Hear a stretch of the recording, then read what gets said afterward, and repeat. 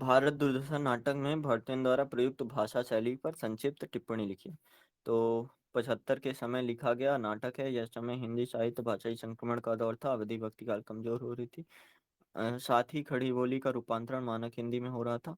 बहुत ही बढ़िया।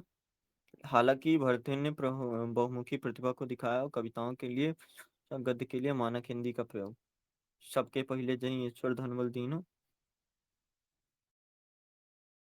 विदेश से शब्द भी आए, मैडम, डिसलॉयल्टी, तत्सम।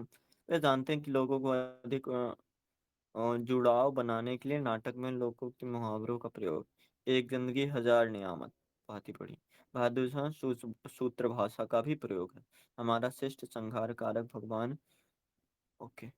हास्य व्यंग का भी प्रयोग है भाषाई संक्रमण दौर से गुजरने के बाद भी।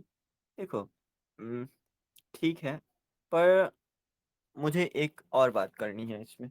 ये सारी बातें आप अपने साथ ही रखो, पर एक बात और सोच लो कि भरतेन स्वयं कहते हैं कि मेरे लिए उतना आसान नहीं है कि मैं खड़ी बोली में या फिर खड़ी हिंदी में कविताएं लिखूं या फिर पद्य रचनाएं लिखूं, पर मैं गद्य को आसानी से लिख सकता हूं। ऐसा उन्होंने टिप्पणी में ही कहा। मतलब स्वयं अपने प्रयोजन में ही कहा।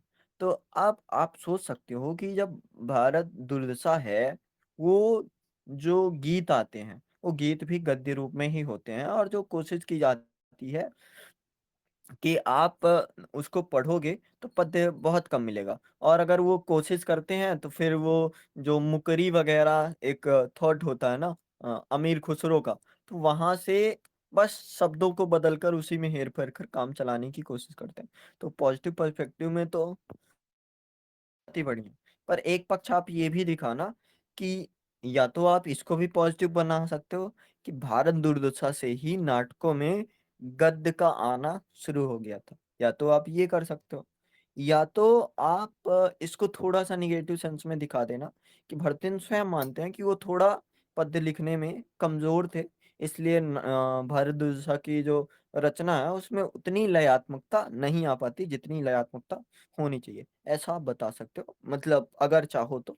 नहीं चाहते हो तो पॉजिटिव पॉजिटिव लिखना है तो उसको ऐसे भी ढाल सकते हो कि जो को की देन गद्य है, तो ये शायद भारत दुर्दशा से निकली हुई ही देन है।